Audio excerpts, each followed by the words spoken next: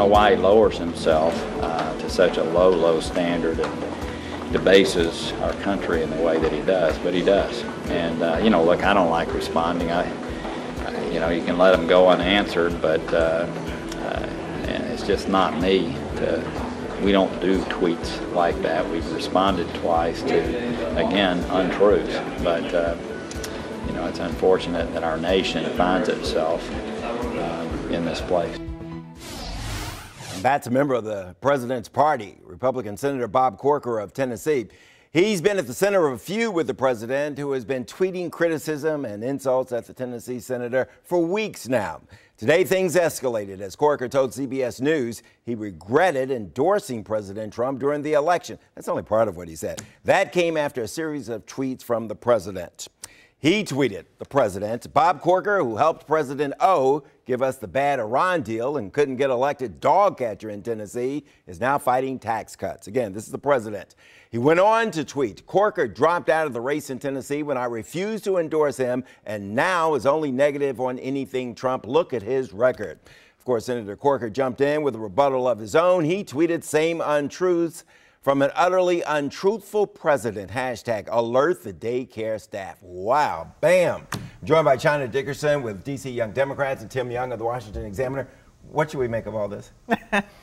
Unfortunately, it's comedic. But I do think that, listen, it was just announced that they are now going to hold a special election for Corker's seat.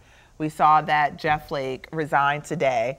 And I think it's because actually strategically the Republicans, particularly Bannon, they're going to start lining up candidates to replace these folks to make it easier for Trump starting in 2018. Well, what about, you're going out. Why would you say these things which certainly cannot help the party? Cannot help when it comes to Republicans trying to get a win up there on Capitol Hill. Well, it really seems to me, in Jeff Flake's case, I think he's going to run for president. Mm-hmm. That's what it seems like he's lining himself up for. Bob Corker, on the other hand, I think he's trying for a TV show on MSNBC. Mm-hmm. Like they're trying to plan for their career once they're out. And I also think they see that Trump is not the same as Republicans. Like, I think they are distinguishing themselves, and you might see sort of what you've seen in the Democratic Party with the Bernie Hillary camp, that there's a Trump Republican.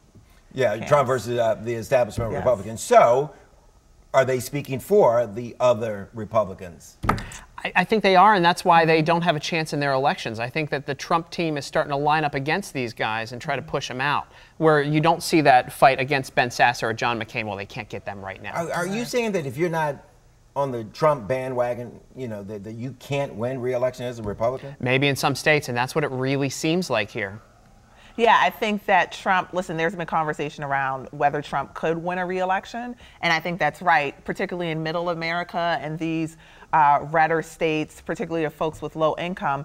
I think Trump could win. But in the more moderate Republican states, I think Corker and Flake are right that there is opportunity for their side of the party to win those elections. So Steve Bannon isn't just out there with a big mouth, as people have said. He really has this clout. He's really prepared and can take down Republicans. I think he's also out there with maybe some information. I don't know. There might be some stuff, yeah. Right, okay, all right.